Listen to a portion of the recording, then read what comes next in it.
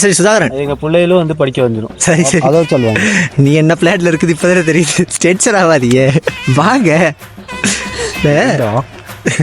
இல்லை காமெடியாகவே இப்படி பேசிட்டு போகிறதுக்கு இவ்வளோ இருக்குது. சீரியஸாக பேசுனா எவ்வளோ இருக்குமா இருக்கும் பேசுறதுக்கு. தாங்க முடியல. நான் ஒரு முடிவுக்கு வந்துட்டேன்டா.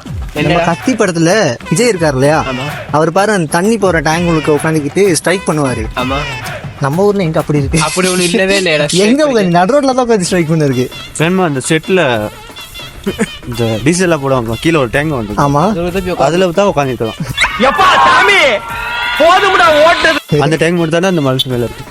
ஐயோ பின்னாடி வாகனம் இல்லைடா. இம்ப்ரூவ் ஆகிறதுக்கு எவ்வளோ இருக்குது. நீ அவ்வளோ சொல்கிறியே. இப்போ இந்த பொருளாதார நெருக்கடி இருக்குது தெரியுமா நம்ம நாட்டில்.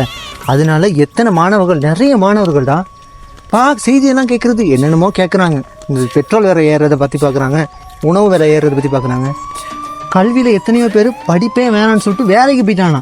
நல்ல வேலை கண்ணாதாசன் தான் போகலை. உலக உருண்டேன்னு அமெரிக்காக்காரன் கண்டுபிடிக்கல, அயம் தான் கண்டுபிடிச்சது. நீ தான் போக மாட்டியே, உடையதுக்கு அனுப்ப. இல்லை அவ்வளோ பிரச்சனை இருக்குது. சாதாரணமாக 1-2 பிரச்சனை மட்டும் இல்லை. நம்ம ஊரில் வர வருமானத்தை வச்சுட்டு ஒன்றும் செய்யவும் முடியாது. நான் மட்டும் பண்ணலாம். என்ன அடுத்த மேலே படிச்சுக்கலாம். படிச்சுக்கலாம்.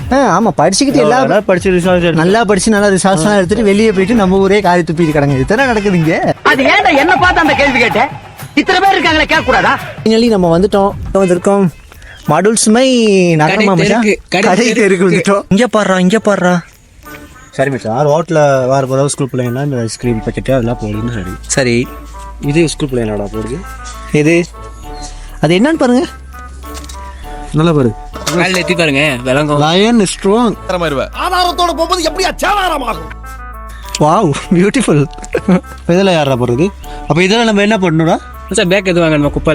ஆமாம் அள்ளுவோம் மச்சான். ஆமாம், பெரிய பேக் ஒன்று. பேக் ஒன்று அந்த போகிறேன் மச்சான். எங்கே போகிற? காசு இருக்கா? எதுல? ஏடிஎம்ல. எங்கமே இருக்கு ஏடிஎம். மாசமே திறந்துருக்கீங்களா?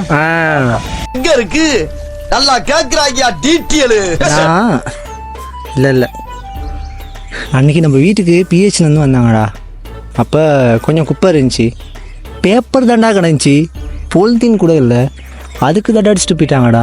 மனுஷன் அவங்க ஒரு ஈவிரக்கம் இல்லாம நடந்துக்கிறாங்க. இதென்னா இது ரோடு வாங்க போ. ரோடு போ, வாங்க போ. ரோட்டில் இருக்கிறதுனா நல்லா தேவையில்லமாப்ல. எனக்கு என்னன்னா இங்கே பாருவே, இங்கன்னா கோயில் இருக்குது, இங்கிட்ட சர்ச் இருக்குது, இங்கனே பிஎட்டின்லாம் கிடக்குது. அவ்வளோ மோசமாக இருக்குது. கொடுக்கறது 18 ரூபாய் இல்ல 10,000. உங்களை மாதிரி மனுஷன்லாம் இருக்கனாலதான் கொஞ்சமாச்சும் மழை பெய்யுது. என்ன மனுஷன்.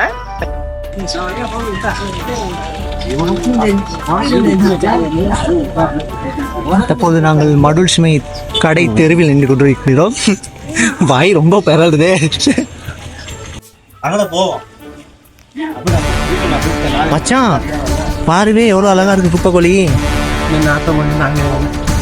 பாரு, இங்கே குப்பைக்கோழியா? கொஞ்சம் இங்கே வா, காட்டுறேன்.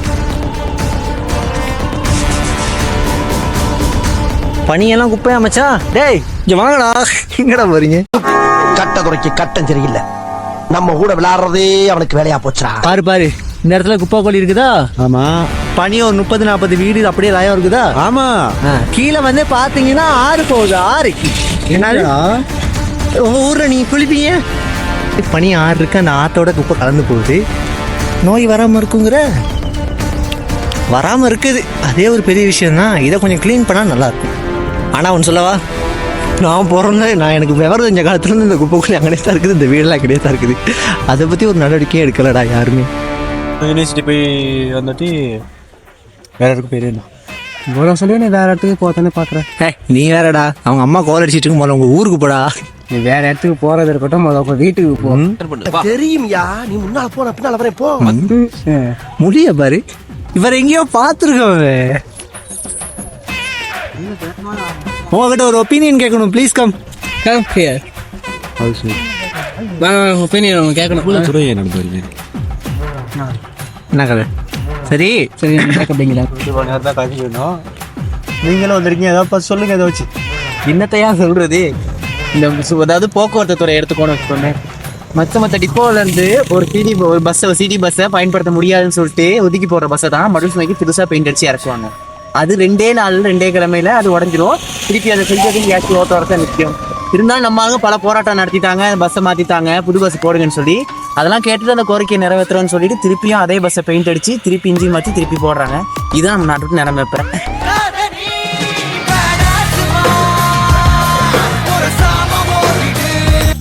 இல்லை இவ்வளோ சொன்னீங்க, எங்கே போகிறீங்க சொல்லவே இல்லை. புக்கே இல்லாத லைப்ரரிக்கு புக்கு தேடி போகிறேன்டா. அதான் நிலைமை.